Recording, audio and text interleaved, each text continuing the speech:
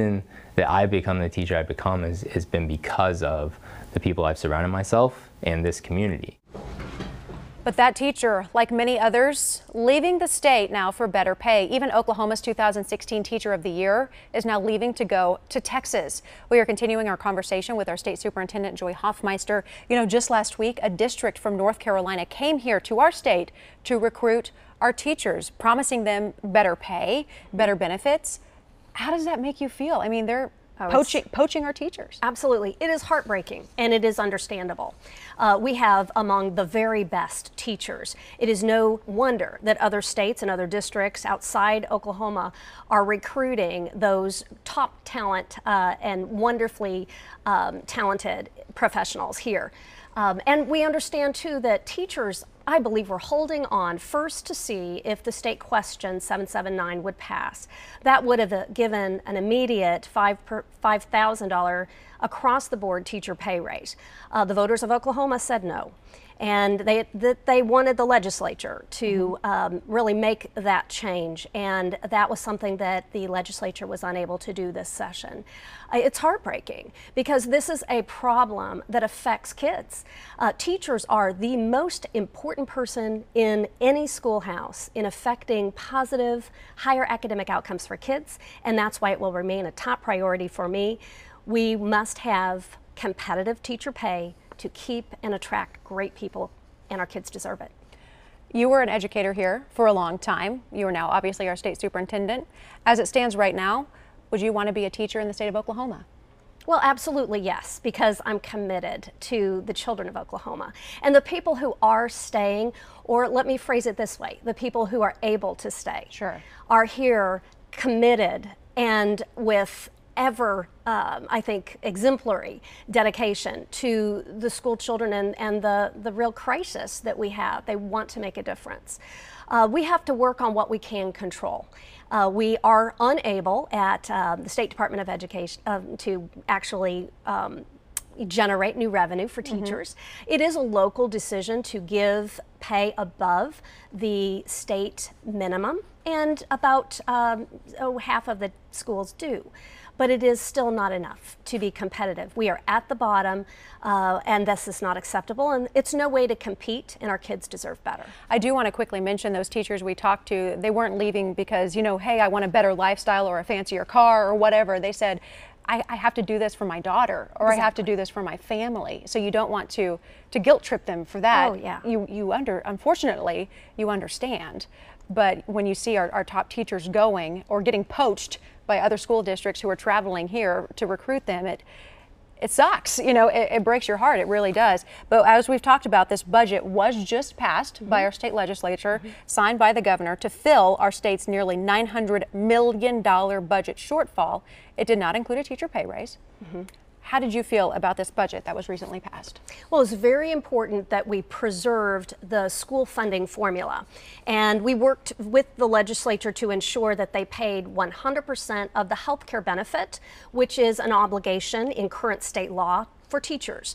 So we watched that very carefully so that there would not be a changing of one fund to another that really meant a zero-sum gain for teachers. And it is primary, I think, focus for us to make certain that the kids in classrooms are funded first, and then a teacher pay raise. Unfortunately, the revenue was not generated to be able to do what I believe we must have, and that is competitive teacher pay. I also don't want to minimize the fact that, yes, those great teachers that we all recognize and know, a Teacher of the Year leaving for another state, but I don't want to cause any lack of focus on the great teachers that have remained, and some have been able to stay, and we understand that's a personal decision, an individual decision. Everyone that's in our schools today love kids, and they're there because of that commitment to kids. No doubt about that. We had a lot of viewer questions for you about the budget, about teacher pay raises. Want to get to this first one. Mark says, where were you during the legislative session? Why were you not advocating for teacher pay raises and more funding for schools? Mark, what would be your response to Mark? What were you doing during the legislative session? Well, we were advocating, and it was a very, very vigilant advocation. It is something that it is unhelpful to be out there taking one position on one way to bring in revenue. What we are most, I think, effective in is guarding against terrible cuts or games that can be played that look a certain way and people are confused by what may have occurred. So we work very carefully to make certain that our agenda moves forward, and that agenda is to provide a competitive education for kids and competitive compensation for teachers. And we are very grateful for those who were at the legislature really working, alongside us. But I do appreciate that it is often unknown, and often I think that work doesn't stop. Sure. Let's just put it that way. That work doesn't stop at all when legislative session ends. Sure, and I did have a couple people wanting to know what laws did you, and you're not a lawmaker for everybody who. That's right. You're not a legislator, but you're more of a lobbyist. You're pushing an agenda for the state of education. That's Yes. really your main goal. Here's our next viewer question. Thomas wants to know, do you wield any influence that will allow for better education opportunities for our children? If not, then what is the point of your job? Kind of piggybacking on our previous question, what would you say is the main purpose of your job? Well, actually, it is very much about vision casting and making sure that we have a plan. We have just rolled out, actually on Friday, our 8-year state plan for education, which is part of a year-long work that's included Oklahomans from all over the state through many town halls, thousands of people involved in that in various communities. And that work is something then that you take to the legislature, which we did this legislative session, and we're able to have every one of our laws bills that we introduced through legislators pass. This includes complete reform of our assessments, which affects every student in the classrooms across the Testing? state. All testing has been Okay. changed, and at the same time we have new federal law that we are working to make certain that Oklahoma's voice, Oklahoma's context, is able to comply in a way that fits Oklahoma kids and our needs. If we have time, we do have a viewer question coming up about standardized testing. Parents Yes. have very strong opinions on that. Let's get to our next viewer question. This one comes from Mark as well. With teachers leaving the state for better pay, is there any concern of a shortage of teachers? We do have a teacher shortage. Does this make it worse? We absolutely do, and it is something that has begun for really about 4 years.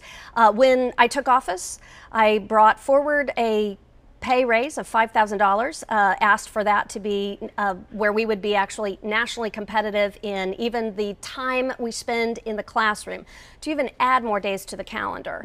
But that is something that Oklahomans, with the shortfall that we have had with revenue failures, it has been impossible. That is truly an outrage. We cannot accept this. We cannot have another year like we have had, where we have essentially divested in education. For Oklahoma to be competitive, education must be, and our kids deserve better, and we will continue to fight for that, but we don't get to cast one vote. What we have to do is work to control what we can, and that means working with recommendations for what can we do with retired teachers to bring them back into the classroom. That's one of the laws that came into effect at our recommendation, and we worked about 2 years to get that so that teachers could return to the classroom without a penalty. Joy, we're running out of time, but I want to ask you, now that this legislative session is over, the budget is passed, teachers are not getting a pay raise, teachers are leaving the state to go other places. You still have these, God bless them, wonderful teachers who are staying in Oklahoma. Right. I had amazing teachers who are still teaching to this day in the same classroom. How are you feeling right now? Are you frustrated? Are you hopeful? One word to describe how Joy Hoffmeister is feeling right now about the state of education in Oklahoma. I am hopeful. I'm hopeful because of all of the plans that are right now being implemented that are actually going to allow for meaningful time on instruction.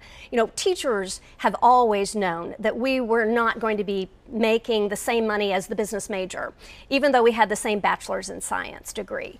But what we needed was more autonomy, the ability to say, yes, set high standards, but then I believe government needs to get out of the way and let teachers teach. That's where we have focused.